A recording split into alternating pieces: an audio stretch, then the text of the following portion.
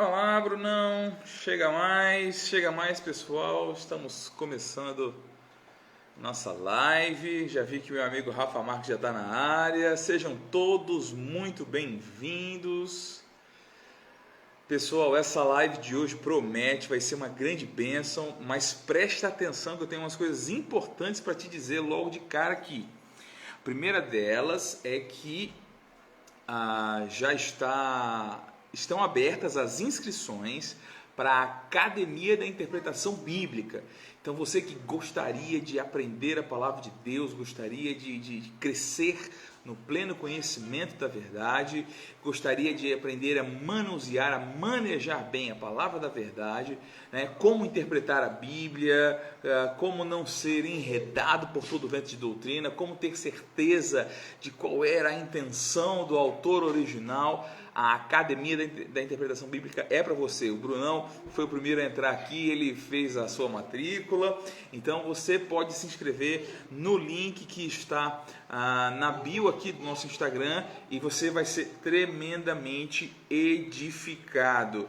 Outra coisa importante, a gente está no PicPay, então se você quiser apoiar e ofertar o que a gente está fazendo, você pode nos procurar lá no PicPay. Eu vou colocar aqui o arroba lá do PicPay, é marcos.honorio.jr no PicPay. Aí você pode apoiar esse trabalho. Bom, pessoal, eu quero indicar algumas coisas. Primeiro deles, como você sabe, nessas lives sobre o Ministério Pastoral, a gente tem indicado livros que têm a ver com o Ministério Pastoral. E eu queria indicar, na verdade, hoje a gente vai sortear um livro da Rema e indicar um livro da Rema Brasil Publicações. Eu quero indicar primeiro esse livro aqui, Plantando Igrejas, do bispo Kiefer Butler. Ele é um ministro da fé americano que tem uma vasta experiência de implantação de igrejas nos Estados Unidos e no exterior. Ele é um dos poucos ministérios que fundou denominações, e esse livro é bem experiencial, né? Bastante da experiência dele de fundação de igreja, como ele fez isso, como ele fundou as igrejas, os princípios elementares para eles, os princípios mais importantes que ele considera. Então eu quero mesmo indicar para você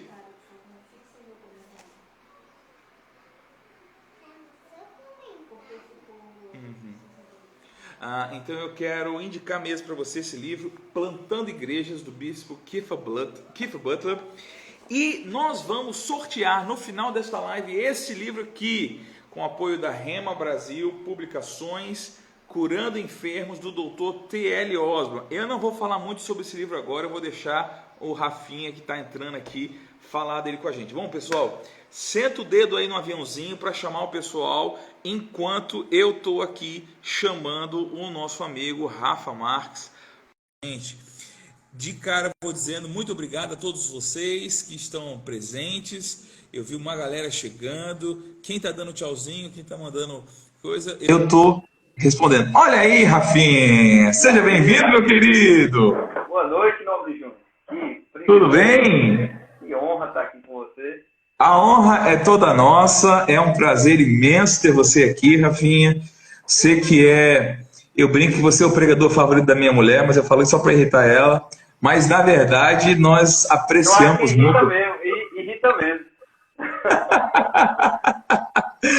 Nós apreciamos muito sua vida e de Manu, vocês são muito queridos para nós, né? E é uma alegria ter você aqui, viu, cara? Muito obrigado. Como é que tá as coisas aí, João Pessoa? Tudo trancado? Rapaz, tá claro demais aqui em João Pessoa, não tá? Eu comprei uma iluminação nova aqui, tô testando. Tá muito claro ainda, viu, mano? Desliga um sol desse, deixa só o outro sol pra gente ver. O pessoal tava reclamando que tava um pouco escuro, aí Deus quis trazer. Aí clareou mesmo, foi? Clareou demais agora. Juninho, aqui tá, assim, a gente tá bom. A gente tá tendo realmente uma possibilidade de lockdown, né? Não tem lockdown ainda, mas as praias estão interditadas, assim, o pessoal tá interditando mesmo o funcionamento caminhada, essas coisas, está orientando o pessoal a ficar mesmo em casa por enquanto. Tem aí até o dia 18 para eles confirmarem se vão liberar um pouco mais ou se vai entrar mesmo aí em um período mais fechado, né? Misericórdia, que situação. Mas aí, Rafinha, bom, como eu falei com você, a ideia é a gente apresentar as pessoas que estão no Ministério Pastoral. A gente já teve com o Guto, com o Joselito e com o pastor Marcelo Carvalho. E eu quis chamar para essa live pessoas que têm um trabalho e uma experiência de vida que me chamam a atenção, né? Que me inspiram, e você faz parte disso. Eu queria que você falava um pouco da sua história, né? Da onde você vem, não sei se todo mundo sabe, mas você vem de outro país, né? Você é estrangeiro aqui, você nasceu no Ceará. Estou me aculturando ainda com o resto do país. Como é que foi a sua conexão com o Verbo da Vida? É antiga, né? Mas fala um pouco aí da sua história no Verbo da Vida e a sua chegada em Campina Grande. Você casou em Campina Grande, né? Como é que foi isso tudo? Conta aí pra gente. Então, Juninho, eu cheguei no primeiro lugar, quero agradecer, né, pela oportunidade, privilégio de estar aqui. Sei que a minha vida social, ministerial, nunca mais será a mesma depois desse encontro. A gente está realmente feliz. Para mim é uma alegria participar, especialmente pela amizade que a gente tem mesmo. A gente passou tanto tempo trabalhando lá na mesma sala, lá no ministério, né? Já conversou bastante, teve opiniões iguais, opiniões diferentes, e sempre melhorou, né? Tendo esse tipo de conversa. Isso. E isso é muito enriquecedor. Eu prezo mesmo por amizades assim. Sou grato pelo privilégio de ser seu amigo, né? E Amém. Com relação ao Verbo da Vida, eu entrei em 96, finalzinho de 95, começo de 96, lá em Fortaleza. Meus pais entraram no Verbo da Vida, começaram a ler os livros do irmão Reagan, e eu estava até brincando com os meninos, né? Que tinha uma pesquisazinha no Instagram sobre literatura infantil, que você leu mais na sua infância, e eu lembro de ler bastante na minha infância o nome de Jesus, compreendendo como combater um bom combate da fé, e alguns outros que iam surgindo aos poucos, né? Rafael, o pessoal está dizendo que você está muito para cima, o seu telefone. Está muito para cima, quer? Peraí, deixa eu baixar. Eu estou sentindo que você está com medo de ficar muito perto, do pessoal fazer gracinha, né? Mas você pode dizer. Eu estava com medo se ia caber eu e você no telefone, mas tá dando certo, tá dando certo. Se alguém puder tirar um print, só pra gente ter certeza depois de mostrar isso pela posteridade, né? Que cabem duas cabeças e ter esse papo cabeça aqui numa live vai dar certo. Aí, Júnior, lá em Fortaleza eu conheci a palavra, a gente realmente teve... Ó, o Paulo Júnior. Pimenta Júnior aí tirando onda. Deus tá vendo. Aí a gente teve realmente esse contato com a literatura do irmão Reagan, foi muito bom, marcou minha infância. Tive um período ainda na adolescência um pouquinho mais carregado, mas voltei rápido para a igreja e mantive, né? Praticamente cresci no Verbo da Vida. A gente nasceu de novo em um outro ministério, mas ficou mesmo no Ministério Verbo da Vida. E em 2007, quando eu fiz 18 anos, eu vim para Campina Grande para fazer o Rema, e na época foi um período maravilhoso de ensinamento para a minha vida. Passei 3 anos congregando na igreja do José Pinheiro, trabalhei lá, fiquei realmente servindo na igreja e rapaz, foi um tempo maravilhoso. Em 2008, comecei a namorar com o Manu, em 2009 fiz escola de ministros, 2000 e não sei quanto a gente casou. Brincadeira. Você gosta de viver perigosamente, né? 2012 a gente casou e em 2012 também a gente iniciou o trabalho aí no Centro de Cura, né? Eu comecei a trabalhar no Ministério em 2010, fui para lá para trabalhar no Verbo Shop. Graças a Deus, não fali o Verbo Shop, devo ter chegado lá, mas não fali. A grande conquista. O Verbo Shop continua de pé, avançando, e aí, graças a Deus por isso. Na verdade, Gleison me chamou para lá, porque quando ele estava para ir embora para a Inglaterra, precisava de ajuda lá no ministério, e acabei entrando em 2010 por conta disso. Mas aí, graças a Deus, em 2012 em diante, a gente entrou no Centro de Cura e começou a fazer esse trabalho. Bom, obviamente, uma parte muito importante dessa conversa vai ser em torno do Centro de Cura, né? Mas talvez mais do que isso, uma coisa que é uma referência muito forte na sua vida, eu lembro desse período que você falou, né, que a gente trabalhou assim, quase 2 anos na mesma sala, né? Essas coisas são legais do Ministério Verbo da Vida, né? Hoje a gente está em cidades diferentes, mas essa história fica, né? Você teve um contato nesse ano de 2012 muito, muito profundo com o Pastor Bud, né? Foi mais de um ano com contato diário. E você carrega uma coisa que eu acho que é talvez talvez eu cometa uma heresia grande aqui, mas eu acho que é a pessoa que carrega mais o jeito Bud, né? Não só quando você faz aquela brincadeira de imitar o Pastor Bud, você é a melhor imitação de todas que existem, né? Mas você carrega uma coisa dessa associação, aquilo que o irmão Reagan fala, né? Da associação, você carrega uma com o Pastor Bud que é assombrosa, né?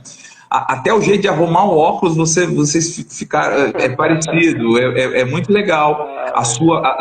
Você carrega a coisa do espírito da fé muito forte. Aí, antes de falar do centro de cura, que obviamente a gente vai entrar, eu queria que você falasse sobre esses quase 2 anos que foram essa convivência tão intensa com o Pastor Bud, no sentido dele treinando mesmo você, preparando para uma obra, muito semelhante até do que foi com o Guto, né, no início, foi com você também no centro de cura. Compartilha com a gente como é que foi isso aí. Então, Júnior, eu conheci, assim, tinha aquela imagem do pastor Bud desde criança também, por estar no ministério, né? Meu pai foi pastor no Ministério da Vida também, uma época. Eu tive algum contato com o pastor Bud no começo por conta do meu pai mesmo. Meu pai teve contato com ele, eu estava por perto, e eu era aquele gordinho que gostava da igreja mesmo. Guto até tira onda, porque na época que ele era pastor lá em Fortaleza, ele chegou para Silvia tinha que pregar lá, eu vou entregar aqui, esse pessoal aqui também. Aí Silvia disse, ei Silvia, quando tu chegar lá, tu vai ver a figura típica mais precisa de um cearense. Quando tu chegar, tu vai me dizer quem é. Aí quando a Silvia chegou, veio aquele gordinho ali sentado na frente, eu corria para sentar na frente, para estar perto, né? Aí disseram que na época minha cabeça era grande e tal, aí tiraram aquela onda. Que é absurdo, que é um absurdo e isso. até hoje eu não entendo por que essas piadinhas, né? O pastor Bud também. Não sei porque me chamava de cabeção. Não sei, eu não entendo isso, eu acho uma injustiça. Ele ia ministrar, bicho, fazer imposição de mãos. O pastor era muito divertido, mas às vezes ele estava mesmo concentrado, né? Aí, rapaz, cabeção, vamos impor as mãos. Aí, cabeção, eu tô chamando ele de cabeção, mas porque eu posso. Você chama ele de diretor aqui, rapaz. Ele tirava onda, ele era muito divertido, o pastor Bud mesmo. Mas cresci com isso. Eu lembro, inclusive, de criança. Eu tinha acho que 9 anos de idade. E eu fui chegar para falar com ele, para pedir para fazer o rema, ó. Disseram, não, cara, tu não pode fazer o rema não. Eu disse, não, mas eu quero fazer o rema. E o que é que tem que fazer? Não, tem que falar com aquele homem lá. Eu vou falar com aquele americano. Terminou o culto, eu fui lá falar com ele. Aí disse, pastor, o senhor pode, por favor, abrir uma exceção para eu fazer o rema? Aí já cheguei falando as palavras erradas, né? E quando ele ouvia a exceção, já era... Já era um problema, uma palavra censurada para dizer para o pastor Bud. Ele disse, rapaz, você tem quantos anos? 8 anos, pastor. Ele disse, rapaz, vai jogar bola, vai fazer outra coisa. Eu disse, não, pastor, mas eu gosto de estudar. Ele disse, não, pega a apostila dos seus pais, leia e fique pronto, porque vai chegar o tempo para você fazer, mas não tem que ficar apressando as coisas na sua vida, não.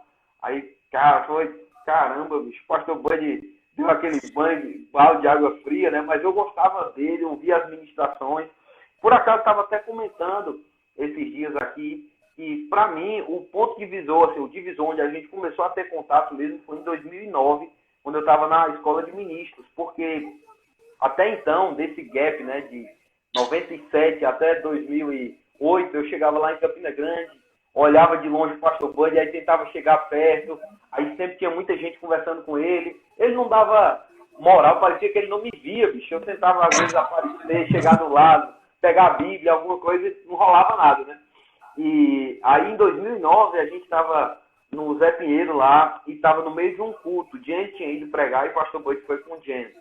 E o pastor Bud, ele era um homem muito sensível à operação dos dons, ele percebia aquilo. Muitas vezes o pastor Bud parecia um profeta mesmo quando estava pregando, porque ele de repente começava a se mover nos dons, de uma conversa, bate-papo, de repente ele era fácil para ter essa sensibilidade mesmo. E no culto, na hora que o rapaz estava ministrando louvor, ele cantou uma parte lá em línguas e orou em línguas e não interpretou. E na hora, eu fiquei naquela expectativa, porque a gente sabia que o pastor estava lá, né? E ele disse, rapaz, não, interpreta aí, o ministro de música, interpreta aí, Rafa, por favor. E na hora eu fui interpretar e veio a interpretação e eu me envolvi com aquilo, a igreja pegou junto. E aí depois desse dia, quando terminou o culto, o pastor Bud me chamou no gabinete. E o pastor foi lá me chamar e disse, o pastor Bud está te chamando. Eu, diga, pastor. Eu falei, qual é o seu nome, rapaz? Eu disse, Rafael. Aí ele disse, você já fez isso antes? Já, pastor. Mas ele disse, não, mas hoje estou ungido demais. Hoje, eu sei que o Espírito Santo estava se movendo com você. Aí ele disse, vá lá em casa que eu tenho umas roupas para lhe dar. Na quarta-feira vá para lá, você pega as roupas e toma tereré comigo. Que massa. Bênção, bicho. Que foi uma conexão que foi acontecendo depois disso, que foi totalmente sobrenatural, porque eu não tinha a idade dele, né? Ele gostava de falar sobre pesca, sobre caminhão, sobre coisas que eu não tinha experiência, que eu não ia saber lidar, conversar, mas foi sobrenatural mesmo. Foi por causa desse dia que ele foi abrindo essas oportunidades, a gente foi conversando. Depois ele fez até o casamento da gente em 2012. Inclusive essa camisa que eu tô aqui, ó, essa camisa era dele. Eita, que coisa massa! Que ele usava para pescar. Que massa! Eu ganhei, na época dele em vida, né? Ganhei muita roupa dele e o pessoal até tirava onda comigo. Eu disse, só quer ser o pastor Bud. Só que em Campina Grande, quando eu fui para estudar no Rema, era a roupa que eu tinha para usar. Não tinha roupa mesmo, não. Aí eu andava com aquelas calças que ele usava sem cinto. E todo mundo dizendo, rapaz, ele quer ser parecido com o pastor Bud. Só que nem era porque era o que eu estava operando ali para eu fazer a escola de ministro. Então, desse tempo com o pastor, assim, de 2009 até o período de 2013, né? Quando o pastor Bud partiu, a gente teve essa oportunidade de estar ouvindo. E uma coisa que me marcou profundamente no ministério dele, e que, assim, a gente tem a oportunidade de estudar sobre homens de Deus, vários outros homens de Deus que a gente leu a respeito, e tem tantos heróis que a gente poderia falar aqui, relacionados ao ministério de cura, relacionados ao ofício pastoral, e que a gente pode citar pelos livros e tudo isso. Mas, para mim, a marca do pastor Bud era essa simplicidade em obedecer a Deus. Não se tratava só de uma simplicidade por simplicidade, ser um cara simples em si mesmo, mas eu digo, ele era simples no sentido do coração dele para com o serviço ao Senhor, né? Ele era desprovido de vaidade relacionada a isso. Se Deus falasse uma coisa com ele, não importa como aquilo soaria para outras pessoas, não importa como outras pessoas repercutiriam sobre o que ele estava fazendo, ele ia agradar o Senhor. E isso era impressionante na vida dele. A facilidade com que ele abria mão de coisas para cumprir o chamamento de Deus ou fazer alguma direção que Deus tivesse trazido para o coração. E a cada impressão que chegava, né, Rafa, ele mudava sem o menor problema, se fosse uma impressão do Senhor, né? Passou 15, 20 anos dizendo que o chamado dele era para o Brasil. No dia que veio uma percepção de que era para fora, ele mudou isso e nunca mais disse que era só Brasil. A chave virava muito rápido, né? E essa despreocupação com a opinião, no sentido assim, de não ser dominado pela opinião pública, o pastor Bud era muito, muito cuidadoso com a questão da sua reputação, né? Mas se Deus falasse, ele estava nem aí, se alguém concordasse ou não, ele ia para cima. Rafa, eu preciso destacar que minha mãe e meu pai estão presentes aqui, mandando um abraço para você. Rapaz, mandaram um abraço para os meus amigos também do Chile. Fiz um tempo maravilhoso com eles lá no Chile também, cara. Foi um tempo muito bom. Pois é. Então, e tem que honrar. A mãe entra online, o cara não pode deixar de destacar, né? Especialmente tua mãe. Destacar e dança depois. Né? As consequências podem ser terríveis, né? Mas aí, Rafa, aí nasce o centro de cura, né? Eu lembro que eu curiosamente, eu tinha vindo dar aula em Campina Grande, eu morava em Belo Horizonte, e eu tinha vindo dar aula em Campina. Aliás, eu fui a primeira pessoa a dar aula de Ministério Prático depois de uns 10 anos que era Guto que dava, eu vim dar essa matéria. Misericórdia. Inclusive, eu tive a matéria com o Guto. Pois é. Graças a Deus, né? Escapei. Tiago Borba falando coisas aí, chegou. Aí, nesse período, quando eu vim para dar essa matéria, tinha um casal americano aqui dando os treinamentos, né? E aí nasceu essa visão de cura. Duas coisas que eu queria falar. Você já tinha essa pegada de cura antes ou essa visão foi chegando quando o pastor Bud chamou você para esse projeto? Cara, eu sempre tive. É. Desde quando eu morava em Calcaia, a gente trabalhava na igreja, mas eu lembro de fazer lá alguns cultos de cura, a gente programando para fazer, e lembro de ministrar também alguns, e a gente viu muita coisa boa acontecendo naquela época, inclusive esses primeiros passos de acabar ministrando em cruzada de cura, começou lá. Fui para Campina e, para mim, um outro pai espiritual que eu tive, graças a Deus, Paulo fala que não tem muitos pais, né? Eu tive o privilégio de ter vários pais espirituais, assim, na mudança para Campina Grande. Inclusive, uma pessoa que foi decisiva para a minha mudança foi Gilson. Gilson era um amigo muito querido. Eu lembro de ter um encontro muito marcante com ele num acampamento de jovens. Foi quando eu decidi mesmo voltar para a igreja, né? E fui lá na frente, recebi oração e tudo isso. Então, desde aquela época, eu era muito marcado pelo ministério dele, né? Como profeta, como ministro, tudo isso. Fiz um evento em 2007 lá, com ele em Calcaia, e foi um período, para mim, assim, de definição para ir para Campina Grande, para realmente fazer o que eu ia fazer. Mas esse ministério de cura era muito forte no ministério de Gilson também. Na verdade, Gilson era um dos caras que carregava a bandeira para cá, para dizer, pastor, pois vamos começar uma escola de cura. E ele ficava dando corda para que isso acontecesse. Né? Ele dirigia um culto lá no Paulistano? Culto de cura lá, né? Toda quinta-feira. Há vários anos. Era muito sólida a operação dos dons lá, o ensino sobre cura. Ele ensinava, ele ensinava Cristo aquele que cura, lá em Campina Grande, no Rema de lá, há muitos anos. Então, era uma coisa muito forte para ele. E ele ficava falar com o pastor, vamos começar a escola de cura. E o pastor Bud tinha também recordação porque lá nos Estados Unidos, eles têm um prédio que eles chamam de Centro de Oração e Cura. É um prédio. E aí, no prédio do Centro de Oração e Cura, tem a escola de cura e a escola de oração. E o pastor Bud teve contato com tudo isso quando esteve estudando no Rema. E Deus tinha falado com ele sobre começar um trabalho assim, só que ele não iria começar só por começar. Como a gente estava falando, uma das marcas dele é essa simplicidade de obedecer a Deus, de não copiar as coisas dos outros, né? O pastor Bud estava irritado quando via pessoas sem senso, né? Tentando copiar tudo que estava fazendo sucesso na igreja de outras pessoas, no ministério de outras pessoas. Ele abominava isso por causa da literatura do irmão Reagan, aquele ensino dos livros de seguindo o plano de Deus, planos, propósitos e práticas. Aquilo era muito forte para o pastor Bud. Em 2012, 2011, Deus falou com ele. Chegou o tempo de começar a escola de cura em Campina Grande. E aí foi quando ele começou a fazer alguns contatos.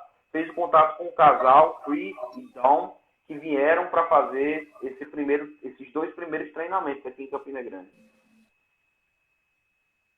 Que legal. Aí vocês entraram nesse projeto e isso revolucionou sua vida, virou a sua marca e esse é um avivamento de cura que está rolando no Brasil, silenciosamente, varrendo o Brasil. Fala um pouco sobre isso.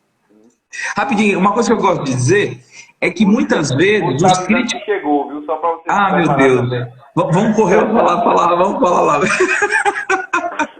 Daqui a pouco ele vai começar as gracinhas sobre determinada parte do nosso corpo. Mas vamos lá. Eu queria pedir uma das coisas que eu acho sobre a cabeça de Júnior, tá? É uma live. Ele vai fazer daqui a pouco, tenho certeza. Uma das coisas que eu acho genial é porque muitos dos críticos da palavra da fé associam com charlatanismo, com interesse financeiro, escuso, esse tipo de coisa. Mas uma das coisas mais geniais é que o centro de cura ele é totalmente gratuito, né? E a nossa intenção é somente que é ver as pessoas curadas. Então, fala um pouco dessa visão, porque é realmente muito impactante. Excelente, Júnior.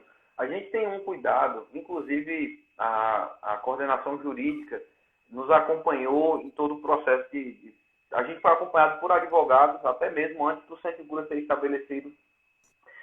A gente tinha no grupo, né, Rubens Nascimento, que é uma grande bênção aqui em Campina Grande, lá em Campina Grande, né, que eu estou em João Pessoa, lá em Campina Grande, e é um advogado também, ele nos auxiliou muito nesse primeiro momento, né, de como fazer as propagandas e falar do Centro de Cura, exatamente por isso, porque existem pessoas que interpretam de forma errada as escrituras e acabam distorcendo mesmo o genuíno ministério de cura que as escrituras ensinam, né, de como aquilo era feito e tudo isso. E aí a gente tem um cuidado, né, o charlatão de estar guardado para não entrar ou não ser enquadrado nessa condição de charlatanismo, de estar anunciando cura por um meio secreto e infalível. A gente deixa muito claro, não é charlatanismo, curandeirismo também, que é de alguma forma aplicação de substâncias e coisas assim para garantir uma cura infalível, né? E a gente sempre deixa claro que se a gente se mantiver no ensino das escrituras, a gente não vai ser enquadrado em nenhuma dessas legislações que tentem barrar o serviço que a gente tem feito. Vou colocar aqui do outro lado. Fica melhor quando você puxa. Charlatanismo vem do grego, que quer dizer 171, sem vergonha. Se a gente se conservar só pregando o que as escrituras ensinam, a gente vai ter liberdade para pregar mesmo. Jesus não anunciava que tinha vindo e que ele curaria ou que todas as pessoas seriam curadas. Até porque ele sabia que a obra que ele vinha fazer na cruz do Calvário precisava ser aceita. Se a própria salvação ela precisa ser aceita pelo homem, cura está dentro desse mesmo pacote. Ela não vai acontecer sem causa. A gente não tem como algumas pessoas imaginam sair varrendo as enfermidades de uma cidade com uma vassoura mágica, né? Mas a gente está aqui para anunciar a boa nova, né? A gente está aqui para tocar a trombeta, como acontecia lá em Levítico, está escrito, né? Anunciando o ano aceitável do Senhor. O tempo da restituição, o tempo onde Deus estaria favorável ao homem, aquele ano do jubileu, que para nós é esse tempo aceitável do Senhor que a gente vive por causa de Cristo. Então, a gente tem limite enquanto ministros, né? E a gente tem um cuidado no Centro de Cura exatamente de nos manter dentro do padrão das Escrituras. A gente não pode dizer que todas as pessoas da cidade vão ser curadas, mas eu posso dizer uma coisa: todo aquele que crê, não tem restrição para ele, não tem impossível para aquele que crê. Tudo é possível ao que crê, né? Amém. Glória a Deus. E isso está crescendo cada vez mais. Quantos centros a gente tem hoje, Rafa? Tem já dado de quantas pessoas já foram atendidas no centro de cura? É muita gente, né? Ó, Júnior, a gente está com mais de 46. Está com 46 centros de cura. Uau! Que foram abertos. A gente tem 3 centros de cura. A gente está falando de 5 anos, de 5, 6 anos de atuação. A gente está falando de 7 anos, indo para 7 anos agora. Uhum. E aí, assim, 46 centros de cura, 3 deles fora do país, lá no Chile, 2 lá no Japão, um em Okazaki e outro em Yamanashi.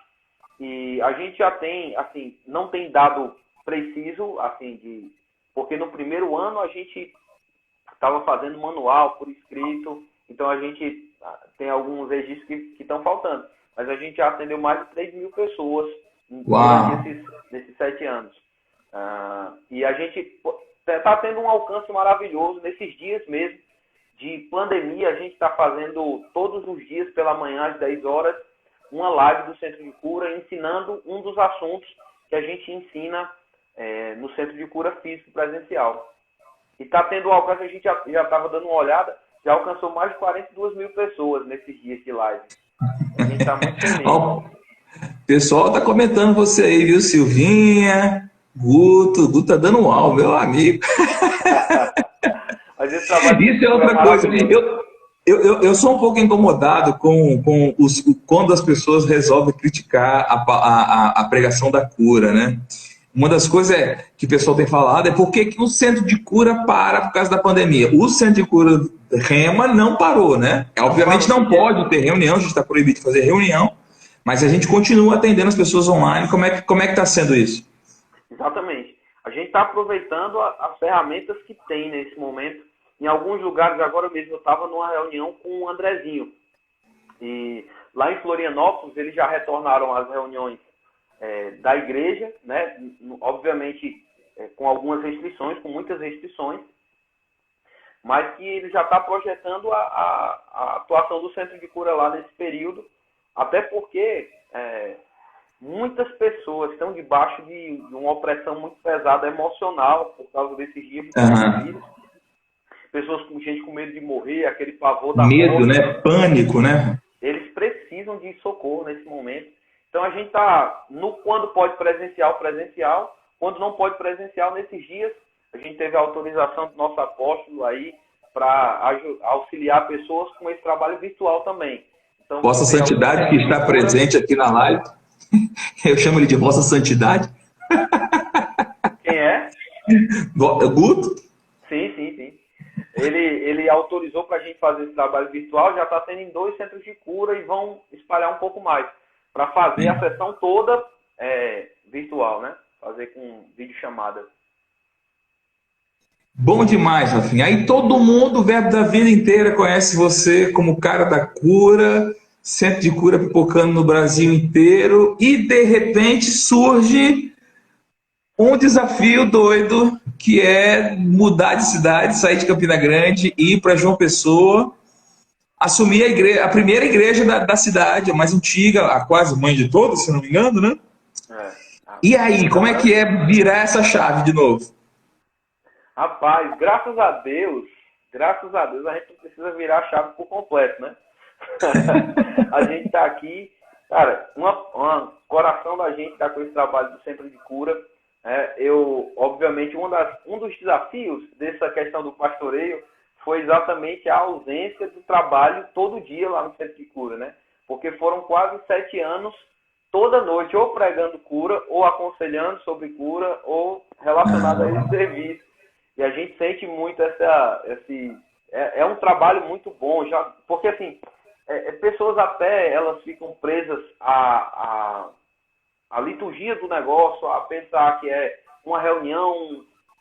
Rapaz, o Centro de Cura é diferente de tudo o que a gente já experimentou nessa relação com a igreja, porque o Centro de Cura, a gente tem uma resposta muito rápida. A gente vê pessoas chegando numa segunda-feira, cara. Eu já vi gente chegando lá debaixo de uma depressão que o cara não conseguia nem assinar o nome dele.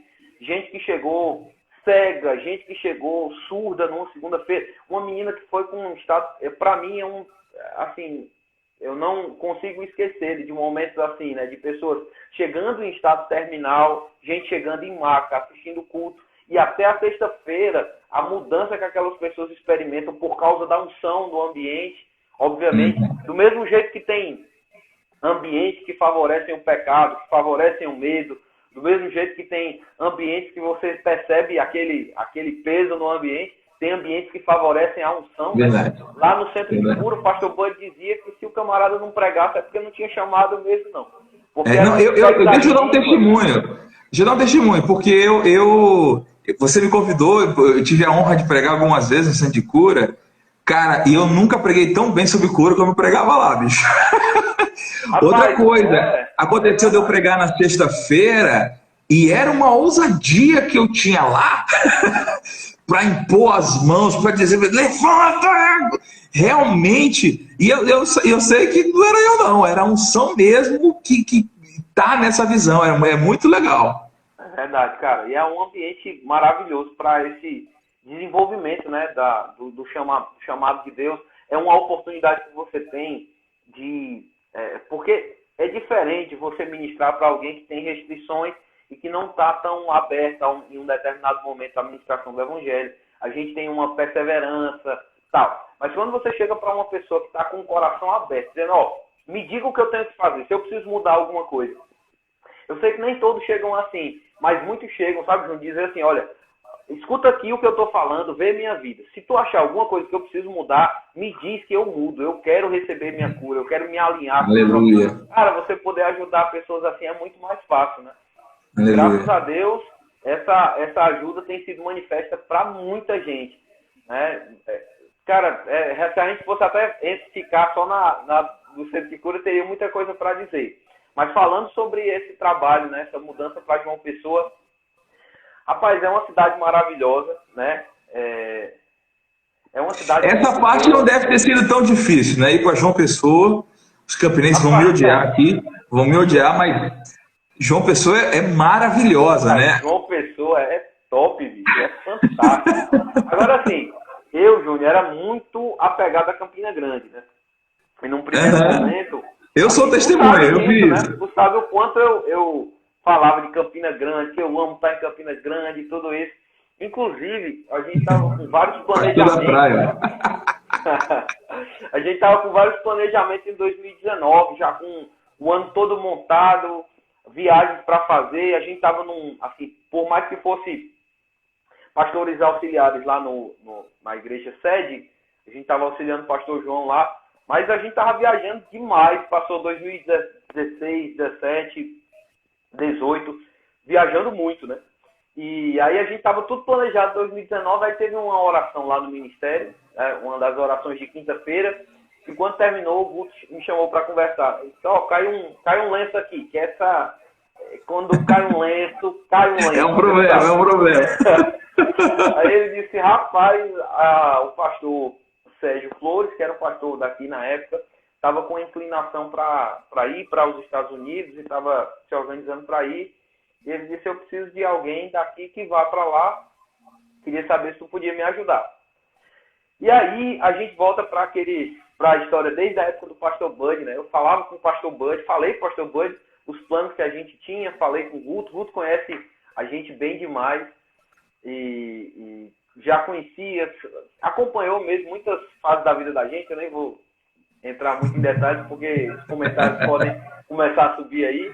Mas... A gente falando coisa séria, eles estão zoando aí, né, cara? Mas ele disse, rapaz, tu pode ir morar lá. E na hora, bicho, eu disse, cara, não, deixar Campina Grande.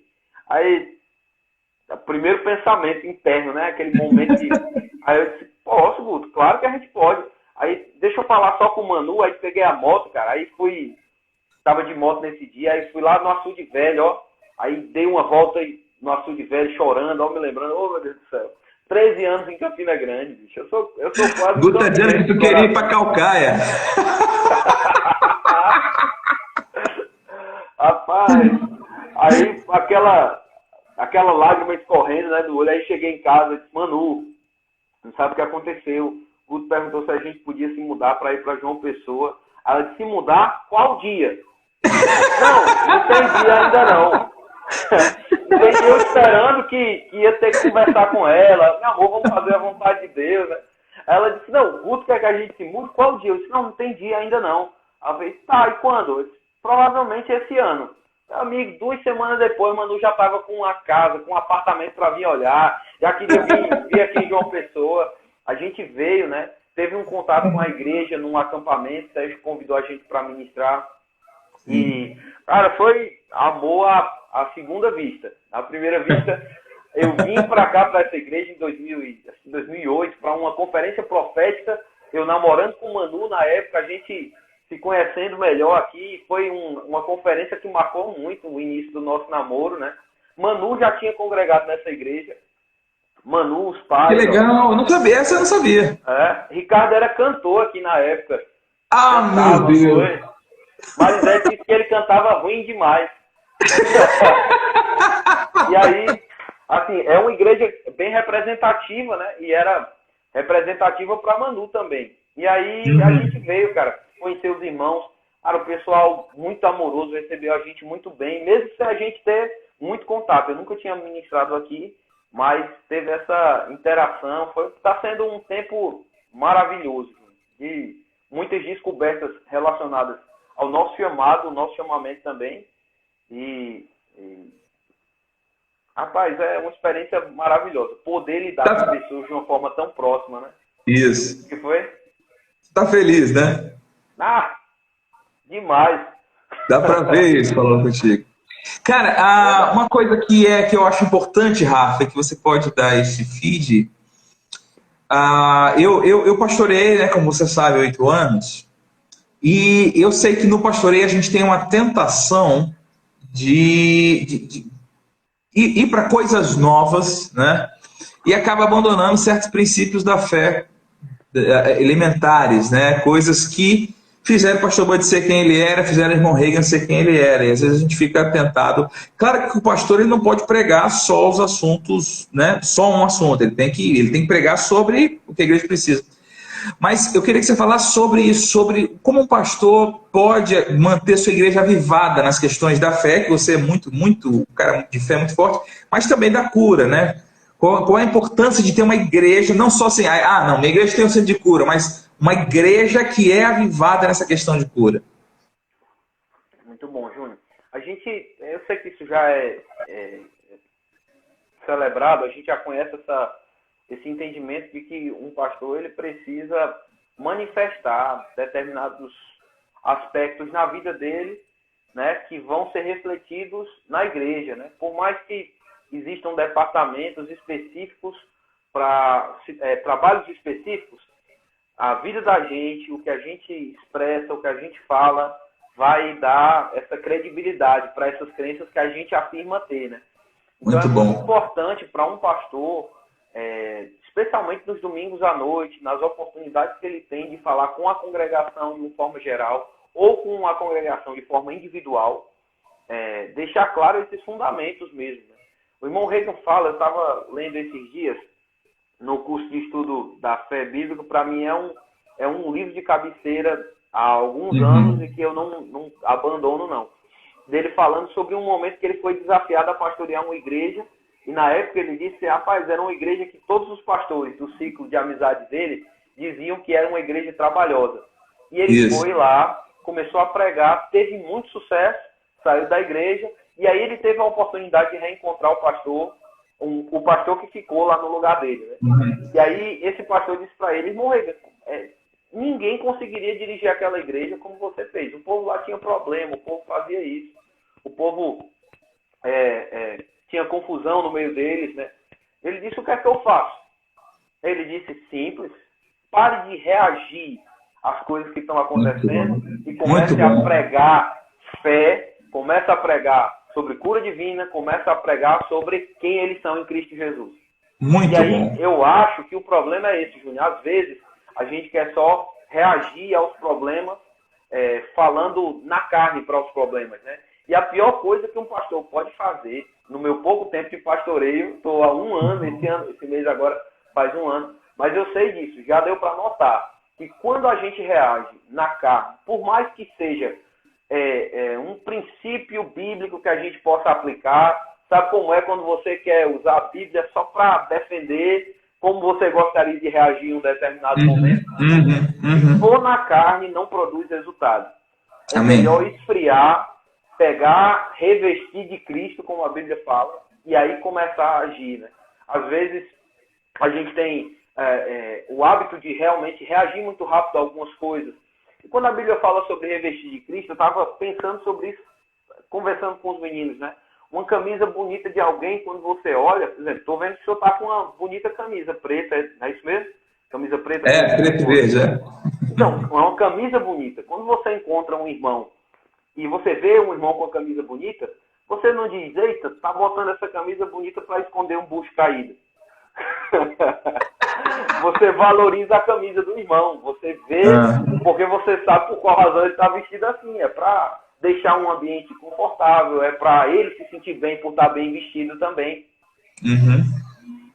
Não é assim?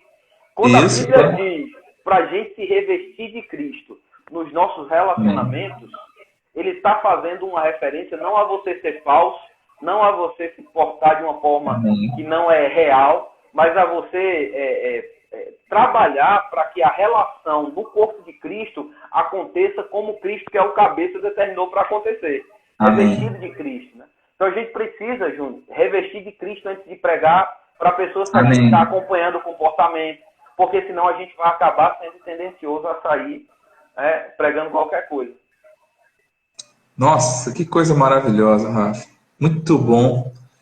E essa questão de ser movido pelo Espírito a pregar, né? E não pelo que o diabo está fazendo. Uma vez eu ouvi alguém falar isso, que quando você prega só... Claro que, de novo, o pastor ele vai ter, às vezes, o antivírus, né, para as coisas, mas Sim. se você não pode ser movido pelo diabo, pelo que o diabo está fazendo para pregar, você tem que ser movido por Deus, né? O que o cabeça quer? Eu preciso estar consciente disso. O que o cabeça está querendo para esse povo, e isso é realmente maravilhoso. Foi por causa disso que Moisés deixou de entrar na Terra Prometida, né? Nossa. A ideia de querer responder à atitude do povo na carne dele, na força do braço dele. Deus até, né, levou o povo, cumpriu a promessa que tinha feito, mas deixou claro que ele seria impedido de provar daquilo por causa da atitude de ter... E essa, para mim, é a parte mais séria. A Bíblia fala mesmo sobre a gente não querer ser mestre, não ter muitos mestres, ou não desejar isso tão ardentemente, sabendo que vai ter juízo mais sério para quem é mestre, né? Uhum. Sabe-se lá por que isso, cara?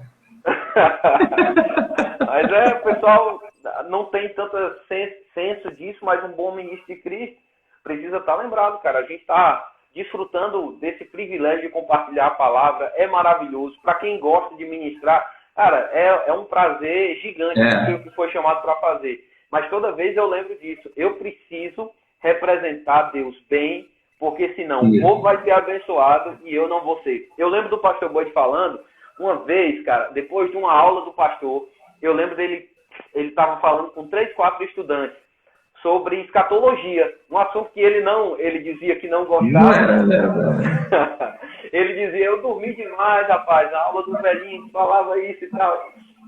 Mas ele estava falando algumas coisas sobre escatologia lá, e falando sobre a vinda de Jesus, e como ele tinha... O pastor Boi tinha isso muito forte, de ter a expectativa de Jesus se manifestar a qualquer momento. Eu lembro de uma oração que a gente fez lá na casa dele, que ele dizia, rapaz, todo dia que eu me levanto, eu venho aqui, eu fico olhando aqui para o leste, para o oeste, e fico imaginando a hora que meu Jesus vai voltar, em que nuvem, será que vai ter naquela nuvem? Era maravilhoso ver essa simplicidade dele, né, de seguir a visão, de seguir com o Senhor, simples demais. Mas ele dizia, eu fui chamado para pregar o A, B, C. Eu não fui chamado para pregar o Y, X e o Z. Embora eu tenha a responsabilidade de conhecer o Y, X e o Z por causa da minha vida pessoal. Mas eu preciso saber o que eu fui chamado para pregar. E eu acho que isso é importante demais. Muito bom. A gente ter convicção do que foi chamado para cumprir no corpo. Eu estava ouvindo o irmão Charles Capps. Desculpa, eu estou falando muito hoje para descontar todas as lives que eu não tive a oportunidade de falar. Eu soube que você foi travado em algumas lives aí, ó. Andaram me falando. Meu Deus. O Renato falou para você deixar para mim. Que maldade, Renato. Deixa o cara falar, ele foi proibido terrivelmente. Eu acho que ele estava falando do YXZ ali. Cara, o irmão Charles Capps, né, falando T.L. Osborne conversando com Charles Capps, disse para ele assim, olha, Capps, você está fazendo um trabalho maravilhoso de ensinar, de conhecer sobre fé, de ministrar sobre fé, de constantemente ensinar sobre esse assunto, e faça isso com todo o seu melhor, com todo o seu coração, porque os moveres de Deus que cessaram no passado, cessaram porque as pessoas não conseguiram continuar ensinando aquilo que elas foram chamadas para ensinar. Né? Elas não conseguiram perseverar falando a mesma... Elas caíram nessa tentação que você estava falando, de estar ensinando qualquer coisa, ou de estar tentando inventar alguma novidade para prender o povo, né? Para atrair o povo. Eu acho, Rafa, que esse tipo de distorção, ele nasce por pessoas que descobriram o chamado genuíno, mas ainda tem uma mente mundana demais no que tange ao conceito de sucesso, de realização, né? Então elas quantificam o sucesso, quantificam até mesmo a unção de Deus baseada em padrões humanos, né? Eu lembro quando isso caiu na minha cabeça, eu estava estudando o texto lá de Moisés e Jetro, não é? E eu estava lendo aquele texto e assim, eu não sou um cara de grandes movimentos assim de Deus falar comigo, não. Mas uma vez que eu tenho certeza que Deus falou comigo, foi para eu seguir Pastor Bud, né? Nunca me esqueço, eu estava cobrindo uma formatura em Caruaru no ano de 2002, quando eu morei aqui em Campina Grande, para fazer escola, e eu trabalhava no portal. Assim como o VerboShop sobreviveu a você, o portal sobreviveu a mim. Verdade. Né? E aí, eu estava lá e eu ouvi, cara, Deus falando, siga esse homem. E é o que eu estou fazendo até hoje, né? Ele já foi, mas é claro que não era para seguir o homem, mas a visão que Deus havia dado para ele, né? E eu estava estudando o texto lá de Moisés e Jetro e caiu para mim. Existe Moisés, existe chefe de 1000, chefe de 100, de 50 e de 10. E cada um deve aprender a se alegrar dentro que Paulo chama da esfera de atuação. E quando você aprende a se alegrar nisso, saber que eu não tenho a pegada de cura que você tem. Eu creio em cura, eu vivo em saúde divina, mas eu não tenho a operação, mas eu tenho um ensino, né? Eu via Herênio, eu quis por muito tempo ser profeta porque eu via Herênio ministrar, né? E eu tinha um fascínio pelo ministério profético. Eu falo isso, talvez o pessoal nem acredite, né? Mas eu li os livros de Monreig, eu queria ser profeta, eu via Simon ministrando, eu queria ter essa coisa do ensino e do profético como o Simon tinha, né? E aí, quando eu entendi e aceitei aquilo que eu era, cara, eu vi que até mesmo o meu ensino ficou mais ungido mesmo, porque eu aceitei o que Deus tem, não o que o meu conceito humano de sucesso, de realização gerava, né? E é difícil, leva tempo, né, para você romper essa tentação. Júnior, isso é muito importante. Até a gente ouviu há algum tempo atrás, esse assunto ficou em alta, que é aquela questão de pessoas com depressão, com pessoas com esse sentimento relacionados ao ministério, né? E tudo isso parte dessa falsa concepção de sucesso. Porque aquela ideia de que felicidade sempre é uma coisa que você vai alcançar quando tiver as realizações, né? Quando eu tiver... externas, né? Do lado de fora. Quando eu tiver uma igreja maior, quando eu construir o prédio novo, quando eu reformar o prédio antigo, quando mais pessoas chegarem. E aí é isso que eu lembro, cara, do Pastor Bud. Eu já falei isso algumas vezes ministrando, mas para mim era tão forte ver o Pastor Bud. Eu lembro de um senhorzinho, cara, que o Pastor Bud fez aquele exemplo dos R$100, de pegar R$100 e de dizer, olha, eu vou te entregar aqui, é teu. O que você precisa fazer para pegar? Eu acho que eu ainda tenho algumas coisas disso em vídeo. E esse senhor ficou parado assim, ele disse, você só precisa pegar, pegue. Aí ele parava, cara, e dizia, não, mas não é meu. Eu falei, não, mas eu tô te dando, pega. Aí ele, não é meu.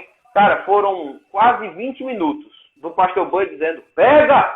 E ele, mas não é meu. Rapaz, depois de 20 minutos, aquele senhor entendeu o que o Pastor Bud estava dizendo. E quando o Pastor Bud entregou a nota que ele pegou, rapaz, o pastor correu, cara, dentro do centro de cura.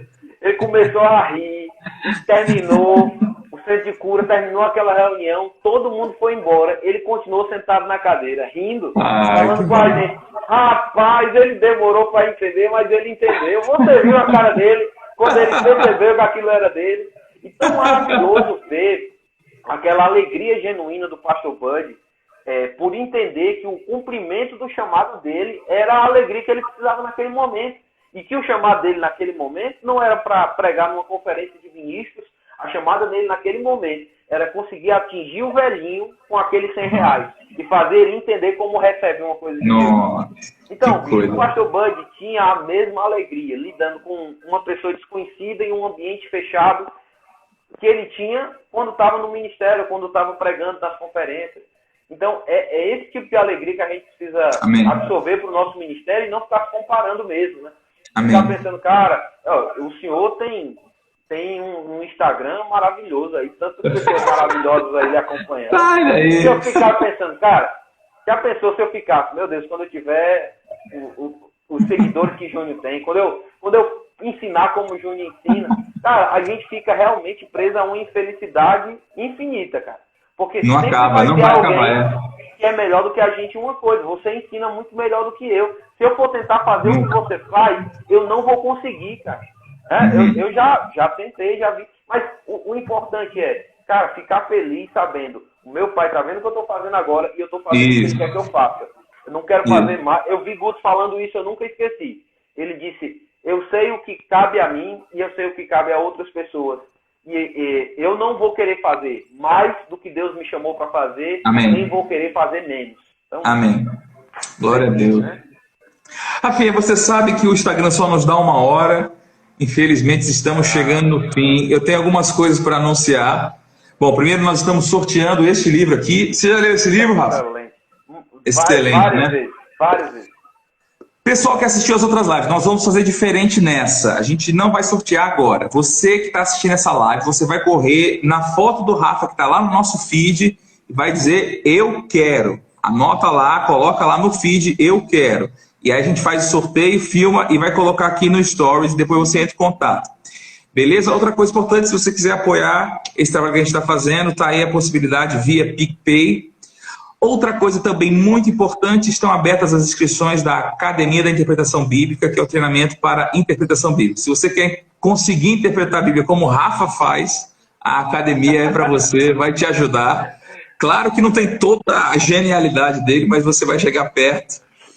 E uma coisa muito importante, Rafa, você precisa imitar Pastor Bud, cara.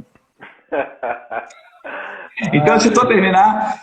Muito obrigado pela sua presença. A moçada toda que está aí até agora, muito obrigado pela presença de todos vocês.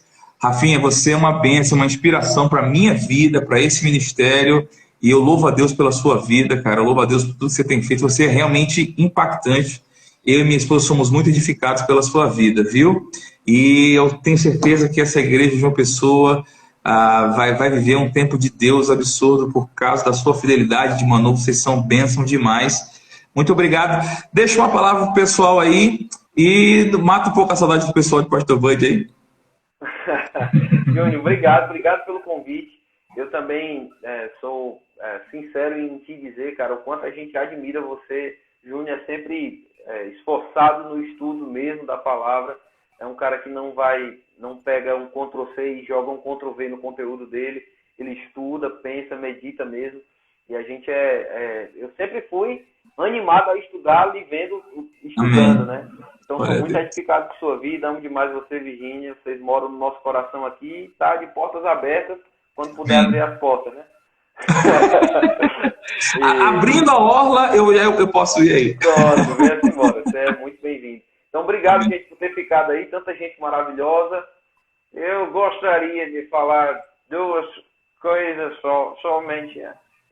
Hoje à noite já estamos encerrando tudo isso que esse rapaz falou, mas Deus é poderoso para livrar sua vida de diabo e de surinames e coisas assim.